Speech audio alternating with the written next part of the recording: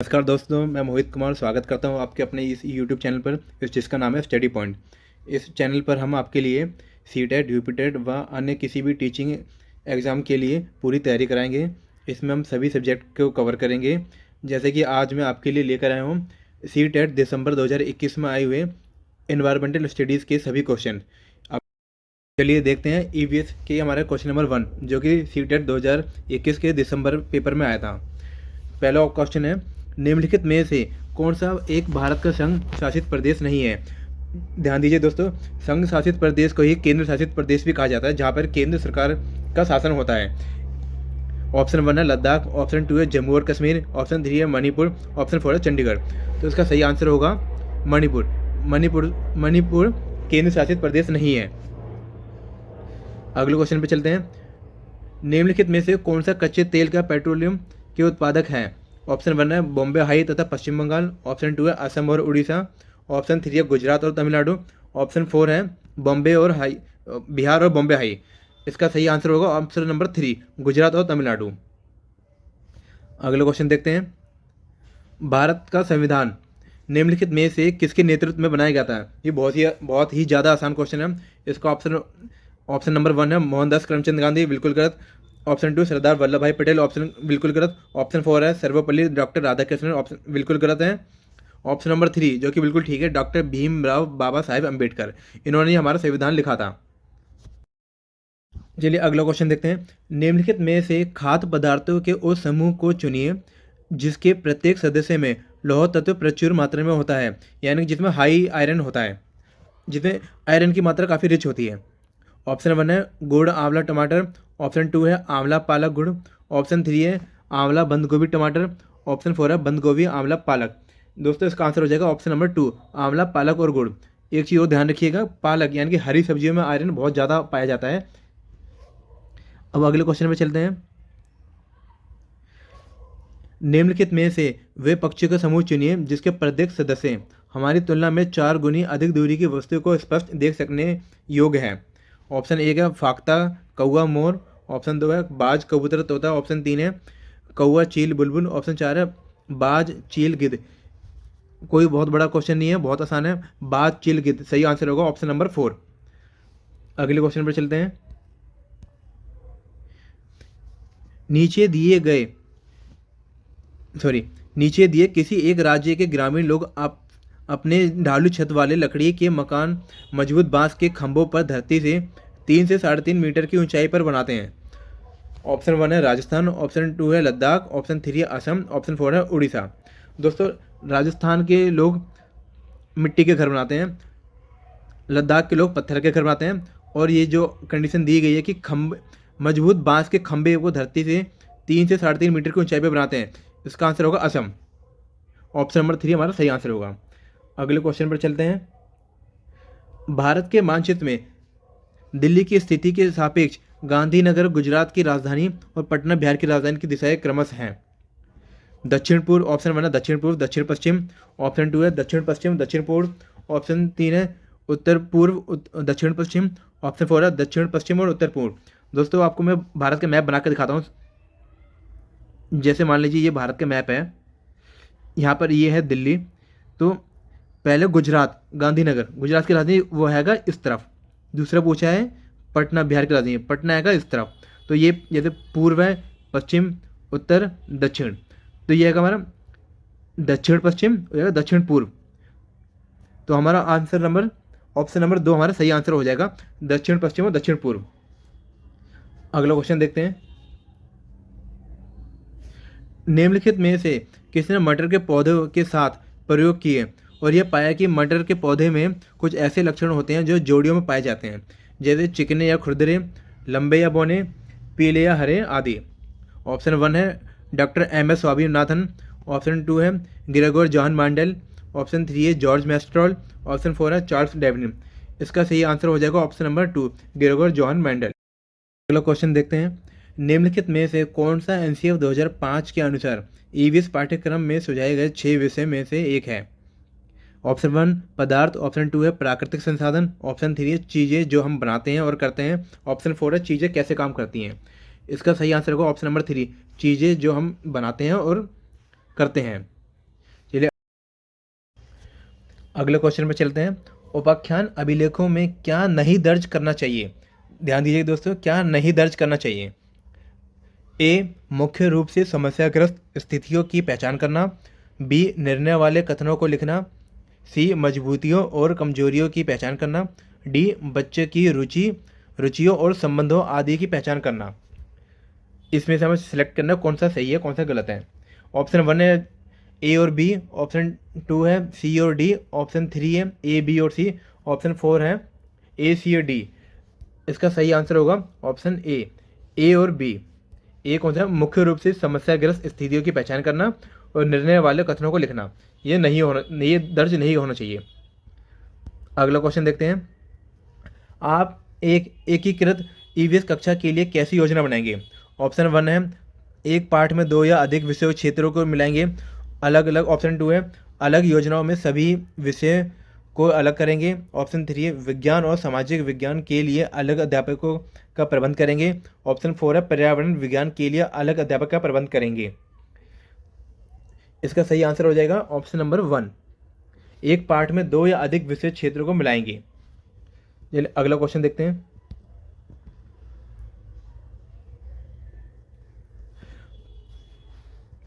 पुनीत ने अपनी कक्षा 5 के शिक्षार्थियों को मानव शरीर की एक रूपरेखा दी और उन्हें भोजन विषय पढ़ाने से पहले पाचन तंत्र बनाने को कहा।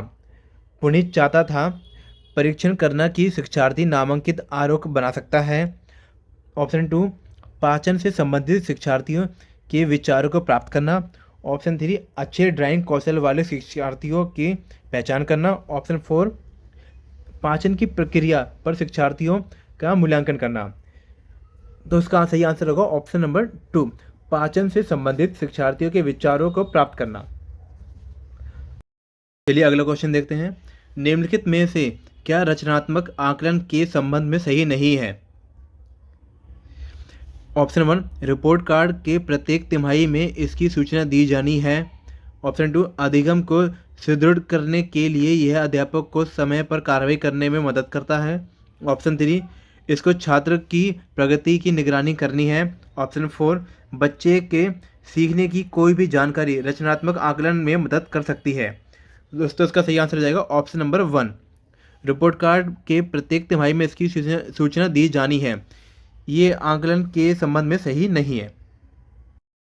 क्वेश्चन देखते हैं। स्मिता अपने शिक्षार्थियों को कार्य से संबंधित लैंगिक विषमता और रूढ़िवादी छवियों के प्रति संवेदनशील करना चाहती है। स्मिता को निम्नलिखित में से अपनी कक्षा में क्या करना चाहिए? ऑप्शन 1 है रूढ़िवादी मॉडलों को छात्रों को प्रस्तुत करें, विभिन्न प्रकार के कार्यों को फ्लैश कार्ड दिखाएं, केवल लड़कों से प्रतिदिन कक्षा को साफ करवाएं या फिर साफ करने को कहें। और ऑप्शन 4 है एक छात्र की मां को कक्षा में आमंत्रित करें जो कि ऑटो चालक है। दोस्तों इसका आंसर ऑप्शन नंबर 4 हो जाएगा, एक छात्र की मां को कक्षा में आमंत्रित करें जो कि ऑटो चालक है। क्वेश्चन देखते हैं। कक्षा 5 के समयन आमतौर पर अपना दिया हुआ कक्षा का कार्य नहीं करते हैं, मुद्दे को हल करने का सबसे अच्छा उपाय हो सकता है। ऑप्शन 1, उसकी कठिनाई का पता लगाने और उसके अनुसार कक्षा कार्य को समायोजित करने के लिए उससे बात करें। ऑप्शन 2, किसी दूसरे बच्चे को उसकी कक्षा के कार्य को पूरा करने में मदद करें। ऑप्शन 3, माता पिता से बात करें और उन्हें सलाह दें। ऑप्शन 4, उसे वैकल्पिक और आसान गृह कार्य दें। इसका सही आंसर देगा ऑप्शन नंबर 1, उसकी कठिनाई का पता लगाने और उसके अनुसार कक्षा कार्य को समायोजित करने के लिए उससे बात करें। अगला क्वेश्चन देखते हैं। मुस्कान ने परिवहन में डीजल वाहनों का उपयोग निषिद्ध होना चाहिए विषय पर एक वाद विवाद का आयोजन किया। मुस्कान के द्वारा इस विषय पर कक्षा में वाद विवाद के आयोजन का उद्देश्य है वह पूरी तरह से परिवहन में डीजल वाहनों पर प्रतिबंध लगाने की आवश्यकता पर छात्रों को संवेदनशील बनाना चाहती है। यह छात्रों के विचारों को जानने और उन्हें सही करने में मदद करेगा। वह आधुनिक वाहनों के उपयोग के लाभों पर छात्रों को संवेदनशील बनाना चाहती है। यह इस मुद्दे पर छात्रों के कई दृष्टिकोणों की सराहना करने में मदद करता है। सही आंसर होगा ऑप्शन नंबर 4, यह इस मुद्दे पर छात्रों को कई दृष्टिकोणों की सराहना करने में मदद करता है। अगला क्वेश्चन देखते हैं। ईवीएस में मानचित्रण कौशल। ऑप्शन 1 लैंडस्केप खींचने के कौशल को विकसित करता है। पूर्वानुमान और गणना के कौशल को विकसित करता है। ऑप्शन 3 रिकॉर्डिंग कौशल को विकसित करता है। ऑप्शन 4 स्थानों के सापेक्ष स्थिति के समझ को विकसित करता है। ऑप्शन नंबर 4 सही आंसर हो जाएगा, स्थानों के सापेक्ष स्थिति की समझ को विकसित करता है। अगला क्वेश्चन देखते हैं। ईवीएस की एकीकृत प्राकृतिक सहायक है। पाठ्यचर्या के भार को कम करने और विशिष्ट प्रकरणों को पेश करने में। पाठ्यचर्या के भार को कम करने और शिक्षार्थियों के सार्थकपूर्वक सीखने में। ऑप्शन 3 शिक्षार्थी केंद्रित उपागम को पालन करने और संकल्पनाओं की अधिक संख्या का परिचय देने में। ऑप्शन 4 दी गई सूचनाओं और विवरणों के सीखने में। दोस्तों इसका सही आंसर हो जाएगा ऑप्शन नंबर 2 पाठ्यचर्या के भार को कम करने और शिक्षार्थियों के सार्थकतापूर्वक सीखने में। चलिए अगला क्वेश्चन देखते हैं। निम्नलिखित में से क्या ईवीएस में आकलन का एक व्यापक संकेतक नहीं है? ऑप्शन 1 सहयोग। ऑप्शन 2 न्याय के प्रति सरोकार। ऑप्शन 3 समानता के प्रति सरोकार। ऑप्शन 4 अवधारणा मानचित्रण। दोस्तों इसका सही आंसर हो जाएगा अवधारणा मानचित्रण। चलिए अगला क्वेश्चन देखते हैं। कुछ हजार साल पहले भारत में तालाबों के निर्माण के अल्बेर्नो के अवलोकन के आधार पर कक्षा 5 के ईवीएस के पाठ्य पुस्तक में एक अनुच्छेद है। इस अनुच्छेद को शामिल करने का क्या उद्देश्य होगा? ए भारत के स्रोतों की पहचान करने में शिक्षार्थियों की मदद करता है। यह शिक्षार्थियों को उनके अवलोकनों की रिकॉर्डिंग में सुधार करने में मदद करता है। यह शिक्षार्थियों को कुछ 1000 साल पहले भारत में मौजूद तकनीक की सराहना करने में मदद करता है। डी ये शिक्षार्थियों को इतिहास में साक्ष्य की भूमिका की सराहना करने में मदद करता है। चलिए देखते हैं इसमें कौन से सही ऑप्शन देखते हैं, फिर आंसर बताते हैं। Option 1 A B C. Option 2 है ए सी डी। ऑप्शन 3 है केवल ए और डी। ऑप्शन 4 है केवल ए और सी। दोस्तों इसका सही आंसर हो जाएगा ऑप्शन नंबर 2 ए सी डी। अगला क्वेश्चन देखते हैं। अपनी कक्षा में 50 से अधिक छात्रों के साथ वाणी उन्हें एक ऐसे गतिविधि में जोड़ना चाहती है जिसमें सीखने को बढ़ाने के लिए अधिकतम संख्या में इंद्रियां शामिल हों। निम्न में से कौन सा क्रियाकलाप उपरोक्त कार्य के लिए ठीक होगा? ए ऑप्शन 1 कौशलों के प्रदर्शन के लिए समुदाय से संदर्भ व्यक्तियों को आमंत्रित करना। ऑप्शन 2 है समूह चर्चा को प्रोत्साहित करना। ऑप्शन 3 है उचित AV साधन के लिए स्मार्ट कक्ष का उपयोग करना। ऑप्शन 4 है नज़दीक के स्थान के लिए क्षेत्र भ्रमण का आयोजन करना। दोस्तों इसका सही आंसर हो जाएगा ऑप्शन नंबर 4 नज़दीक के स्थान के लिए क्षेत्र भ्रमण का आयोजन करना। चलिए अगला क्वेश्चन देखते हैं। इकरा अपने शिक्षार्थियों को ईवीएस में समाचार पत्रों और पत्रिकाओं को पढ़ने के लिए क्यों प्रोत्साहित करती है? ए ऑप्शन नंबर 1 है ये मनोरंजन संसाधन उपलब्ध हैं। ये शिक्षार्थियों को उनके अपने संसार से जुड़ने में सहायता करती है। 3 ये शिक्षार्थियों को स्वतंत्र बनने में सहायता करती है। ऑप्शन 4 ये शिक्षार्थियों के प्रतिस्पर्धी बनाते हैं। ऑप्शन नंबर 2 सही आंसर हो जाएगा ये शिक्षार्थियों को उनके अपने संसार से जुड़ने में सहायता करती है। चलिए अगला क्वेश्चन देखते हैं। पर्यावरण अध्ययन में प्रश्न करने को एक युक्ति के रूप में उपयोग किया जाता है। ए नंबर 1 अनुशासन को बनाए रखने के लिए। नंबर 2 ध्यान खींचने के लिए। नंबर 3 नियमों के पालन को बढ़ावा देने के लिए। नंबर 4 कक्ष में जिज्ञासा को बढ़ाने के लिए। इसका सही आंसर हो जाएगा ऑप्शन नंबर 4 कक्ष में जिज्ञासा को बढ़ाने के लिए। चलिए अगले क्वेश्चन पर चलते हैं। नीचे दिए गए कौन से एक राज्य में तोरंग का अर्थ है जंगल? ए असम, बी उड़ीसा, थर्ड है मिजोरम, फोर्थ है झारखंड। सही आंसर होगा इसका झारखंड नंबर 4 ऑप्शन नंबर 4। अगला क्वेश्चन देखते हैं। आपका घर एक्स पर स्थित है तथा आपके विद्यालय वाई पर स्थित है। यद्यपि आपका विद्यालय ठीक सामने है परंतु बीच में व्यस्त राजमार्ग होने के कारण आप सीधे नहीं जा सकते हैं।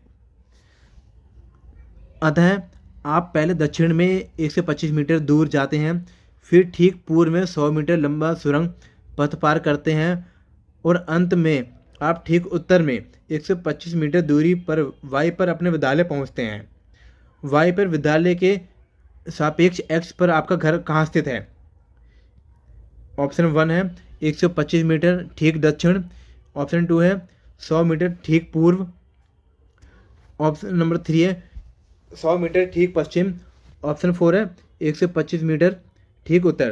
तो सही आंसर होगा ऑप्शन नंबर 3, 100 मीटर ठीक पश्चिम। चलिए अगला क्वेश्चन देखते हैं। कोई लड़का नागरकोइल से मडगांव जाने के लिए 4 जून 2020 को किसी रेलगाड़ी में सवार हुआ।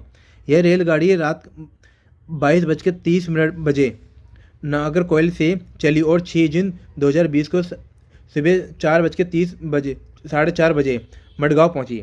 यदि इस समय अंतराल में रेलगाड़ी ने 1145 किलोमीटर की दूरी तय की तो रेलगाड़ी की औसत चाल लगभग क्या थी? दोस्तों इसका ये इस टाइप के क्वेश्चन को सॉल्व करने का सीधा तरीका है, स्पीड का निकालने का फार्मूला होता है डिस्टेंस अपॉन में टाइम। फिर से बताता हूँ, speed equal to distance upon में टाइम। अगर अब यहाँ पे हमें टाइम दे रखा है और डिस्टेंस दे रखा है तो सिंपल अगर फार्मूले में सारी वैल्यू डालेंगे तो उसका सही आंसर आ जाएगा ऑप्शन नंबर 2, 38.5 किलोमीटर प्रति आवर की स्पीड से वो गाड़ी चल रही थी। अगला क्वेश्चन देखते हैं। नीचे दिया गया कौन सा कथन मधुमक्खियों और छत्तों के विषय में सही नहीं है? ऑप्शन नंबर 1 है प्रत्येक छत्ते में एक रानी मक्खी होती है जो अंडे देती है। ऑप्शन 2 नर मक्खियाँ छत्तों के लिए अत्यंत महत्वपूर्ण होती हैं। ऑप्शन 3 छत्तों में बहुत सारी काम करने वाली मक्खियाँ होती हैं। ऑप्शन 4 छत्तों में केवल कुछ नर मक्खियाँ होती हैं। इसका सही आंसर हो जाएगा नर मक्खियाँ छत्तों के लिए अत्यंत महत्वपूर्ण होती हैं। दोस्तों ये बिल्कुल भी सही नहीं है, ऑप्शन 2 इज राइट आंसर। चलिए अगला क्वेश्चन देखते हैं। आज हम मिर्ची के बिना भोजन की कल्पना भी नहीं कर सकते। इसे व्यापारी हमारे देश में लाए थे। ऑप्शन 1 अफगानिस्तान से, ऑप्शन 2 इंग्लैंड से, ऑप्शन 3 दक्षिण अमेरिका से, ऑप्शन 4 दक्षिण अफ्रीका से। दोस्तों इसका सही आंसर हो जाएगा ऑप्शन नंबर 3 दक्षिण अमेरिका से। दोस्तों इसी के साथ 2021 में दिसंबर सीटेट का ईवीएस का जो पेपर था पेपर 1, इसके सारे क्वेश्चन हमने कर लिए हैं। अभी आगे हम पेपर 2 के ईवीएस के पेपर लेकर आएंगे और सीडीपी के पेपर लेकर आएंगे। हमारे साथ जुड़ने के लिए धन्यवाद। आगे की और वीडियो देखने के लिए चैनल से जुड़े रहिए। Thank you.